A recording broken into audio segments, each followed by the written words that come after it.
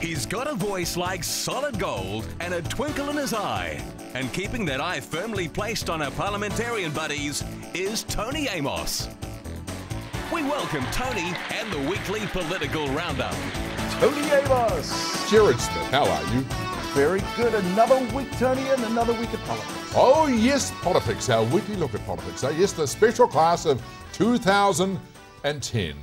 The oddballs and misfits. Yes, the rooters and looters of public office, those do-gooders we proudly call our parliamentarians. Tony, it's politics as usual in Auckland because it's the National Party, their big conference. Well, they just had it, didn't they? Yes, the National Party just had their annual conference. And a pretty low-key affair, no pun intended, of course, for the Prime Minister, but political parties have learnt not to air their dirty laundry in public at their conferences, but indeed to shuffle off into quiet and private rooms to discuss the contentious issues. But good to see politicians and political supporters having a conference. But I thought it was appropriate that a political party would choose to have its annual conference at the Auckland Sky City Casino. Oh, yeah. They're gambling with our future, Tony. Well, they are indeed, aren't they, to some degree? And of course, we now expect the Labor Party. Remember the Labor Party? No. Oh, some people do, you know. Well, I sort of, from the distant past, yes, the Labor Party, wasn't that long ago, was it, eh? But they've almost gone. Anyway, the National Party have had their conference at the Auckland Sky City Casino, as we say, and we can now expect the Labor Party to have its conference in a suburban pub's pokies room. I thought that'd be appropriate. And of course, on politics, Australia, yes, Julia the Chook Gillard, the Prime Minister of Australia, has announced they're having an election on August 21. They're going to the polls. And it was only a week or two ago she was talking to the Japanese Prime Minister's wife about elections. And she said to her, how often does your husband have an election? And the Japanese Prime Minister's wife said, oh, almost every night. It's elections. Tony, they've finally done it. They've capped the well.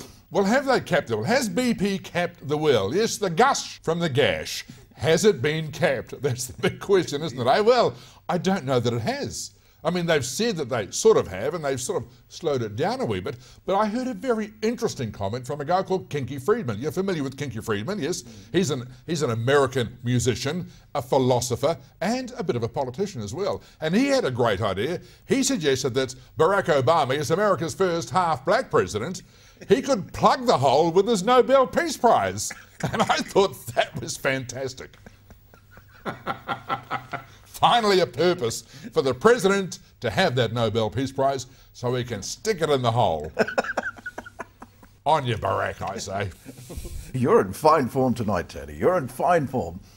What a bit of a change of topic, Jared. Yes, a sensitive issue. The abortion issue is back on the table, so to speak. Steve Chadwick, Labor MP, former midwife and Associate Shadow Minister of Health. Interesting label, isn't it? Shadow Minister of Health. Anyway, she's back. She's put the abortion issue back on the table because everyone has an opinion or not about abortions, and I don't think anybody wants anyone to have an abortion, but the debate, of course, is does a woman have the right? Well, from my perspective, yes, she does, and that's my involvement in the issue. But I'm always reminded, of course, by a cartoon that was in Punch magazine some time ago, and it was on this particular issue, and the cartoon was a little fellow, about 6 years old, with a front tooth missing, and a little boy, leaning on the counter at a public hospital, and leaning forward to the nurse and saying, Mum said, can you take me off the abortion list and put me on the tonsils one?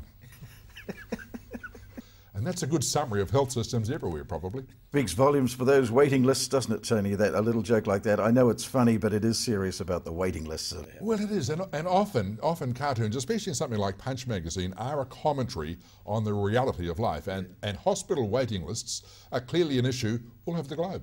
Now, Tony, let's visit our list MPs again, because you've got a wonderful little tale that happened between an Australian MP and, of course, and one of our Kiwi List MPs. Oh yes, the Australian Member of Parliament and the Kiwi List MP. Anyway, there were these two MPs, the Aussie MP and the Kiwi List MP, having a bit of a chat about which country was the better. And of course the Australian, he was the bigger and prouder. He said, we've got 20 million people, we've got the biggest island in the world, and we have culture. We have all sorts of good things. We have Melbourne, one of the cultural centres of the world. We have the Opera House in Sydney. And the Kiwi guy said, well, hang on a tick. He said, we've got some good stuff here too. We've got natural beauty. We've got the Southern Alps and the Queenstown region and Lake Taupo and all the geysers and all these other things as well. Not to mention things like our museums and the way we treasure our taonga and those things. And the Aussie said, oh yes, he said, but that's all very well, but we've done lots of things better than Kiwis. In fact, he said, one of the great things that we Australians did was invent sex.